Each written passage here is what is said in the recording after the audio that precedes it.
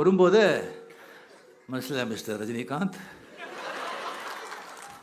எல்லாம் பாரு, இந்த மாதிரி எதுவும் மிஸ்டேக் பண்ணிடாத. ஆனந்த விகடன், ஜூனியர் விகடன், நீங்கள் பார்த்துக்கோ.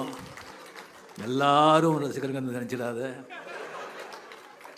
பார்த்தா தெரியுது, சில பேர் வந்து அப்படியே மனசுலேயே ஓடுது. எல்லாம் ஓகே. சங்கர் சார் இதை படம் எடுக்கிறாங்க, அவரை கூப்பிட்ருக்காங்க.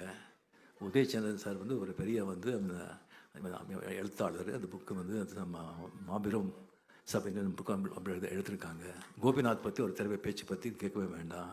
அண்ட் ரோகிணி பற்றி நான் பேசுகிறதில்ல, ரொம்ப அறிவாளி ரோகிணி. அண்ட் சமூகத்து மேலே அக்கறை உள்ளவங்க. அவங்க பேசியிருக்காங்க. சரி, ஆர்டிஸ்ட் ஒரு ஹீரோ யாராவது கூப்பிடணுன்னா சிவகுமார் இருக்காருப்பா.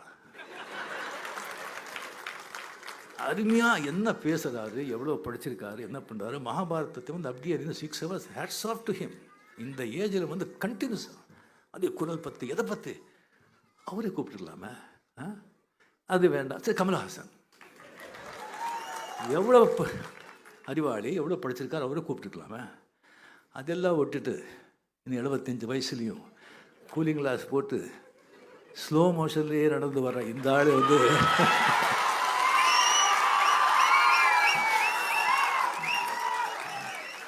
கூப்பிட்டுருக்காங்களே அப்படின்னு சொல்லி யாரும் நினைப்பாங்க. ஸோ ஜாகிரதைப்பா அப்படின்னு சொல்லிட்டு